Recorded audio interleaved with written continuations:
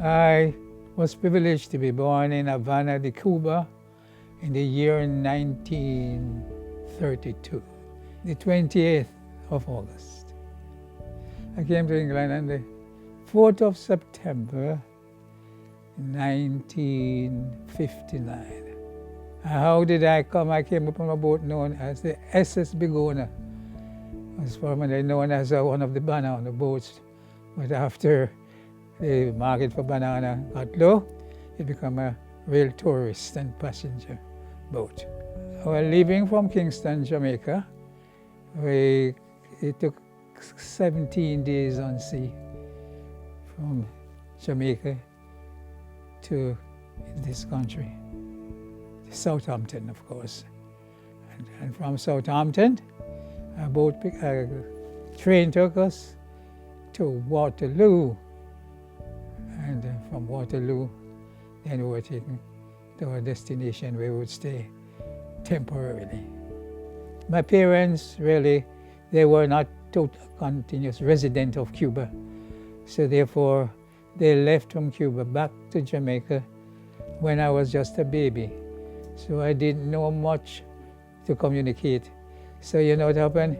When I really went to Jamaica, I couldn't even speak Spanish. I could only cry Spanish.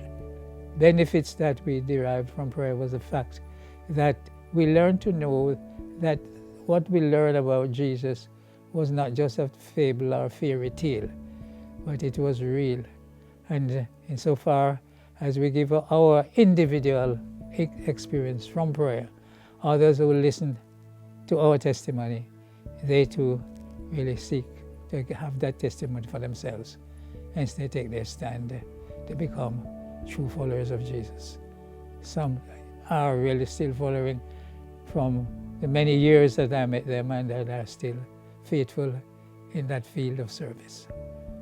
My personal experience is that over the years, in my prayer, the Lord has heard and answered and has kept me going daily, and have kept providing, and He never leaves me really comfortless, but He always keeps providing for me. My children have enhanced my life. You know, they have been really the challenge and the treasure of my life. Insofar they have given me the urge to be a good example. And having done such, now I made sure that I really seek from the Lord how I can really please Him and bring up those children in the right and proper way, that they too can become whole and worthwhile citizens within the community.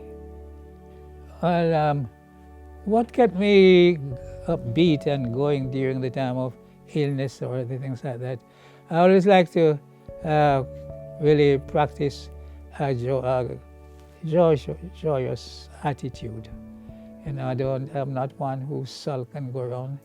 I like to share what comes my way, and you know, if I have a joke, I'll crack it with somebody, and they will share the joy of it, and we'll have a laugh together. And I always be reminded of a little saying that I learned from school days, you know, make your words sweet, because you might have to eat them one day. So always try to do that, keeping my words sweet, by dealing with others. During my period of hospitalization, oh yes, you know, it was another chapter within my life, because really meeting with the nurses and doctors and other patients, you know, I get to understand better the meaning of the word patient. So far that I, being a patient, looked after by those who needed patient to look after folks like myself. It's patient plus. But you'll find that what did I say and do? I was friendly to everyone, respectful, because you know, those folks who are carrying out such important work, doctors, nurses, always in the health program, they are truly worthy of our gratitude and thanks. So this is something that aids my healing when we meet the right type of, carers or physicians to look after you when you're in a state of unwell. Oh, the church family, how supportive they have been. They were more than supportive. Their prayers and their love, the warm love that they showed, the togetherness we enjoyed. We're one big family. So they are not just mere church members, but one big family. What is my brother or sister's problem? We, as far as we could possibly share, we shared it, and it make it either disappear or lessen.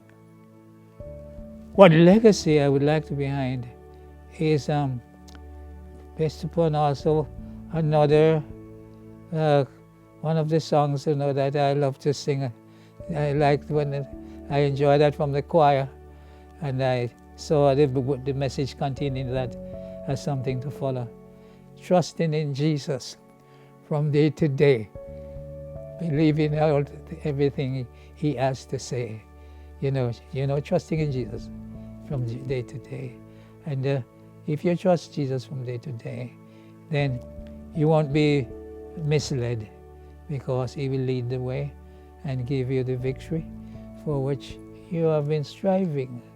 So keep on trusting, keep on never giving up, keep on doing that which could be interpreted from the throne of God as the right things to do, and not just doing certain things because you had to occupy your time with something. Be specific and committed in your life's journey. You serve a mighty God, one who begins a journey and He'll take you through. And little story that might be overused, but at the same time it's very effective each time it is used. It's called Footprints. And a man that was journeying along, and he knew that he was journeying along with a good guide, and as they went along, the footprints were left along the sands of time.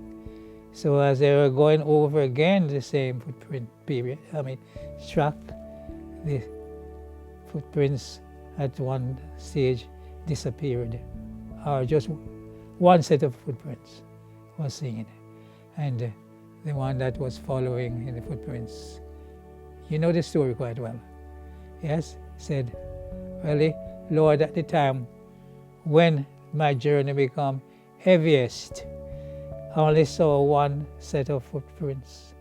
What had happened?" And you know what the Lord said? When you saw one set of footprints, it was at a part where it was too difficult for you to follow.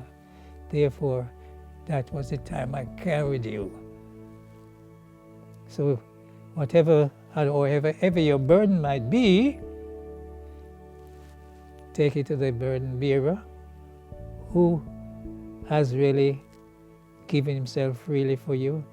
His name is Jesus, and His life still stands as number one deliverer from problems, and He promised that He will give us everlasting peace. So those who are even going through difficulties at the moment, I repeat, never give up.